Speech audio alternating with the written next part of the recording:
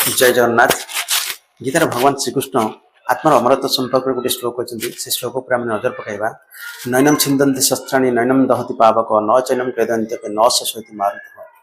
यहाँ जब आम पद्य रूप कह अस्त्र न पार खंडित अग्नि पारनी कर भस्मित जल अक्षम करने शिक्त शुष्क न पार कर मरुत।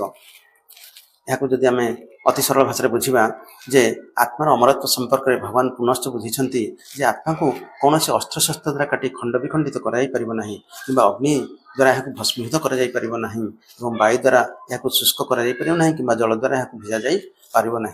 आत्मा हूँ चिर शाश्वत अजर एवं अमर। आत्मार मृत्यु ना किंतु मनीषर मृत्यु हेले यार जड़ देह पंचभूत यथा जल वायु अग्नि आकाश पृथ्वी इत्यादि लीन हुए किंतु आत्मा अन्य एक नूतन हृदय शरीर में प्रवेश करी पुनर्जन्म लाभ करिथाए एवं आत्मार मृत्यु नाही। एही श्लोकटी आत्मार अविनश्वतर परिचय दिए।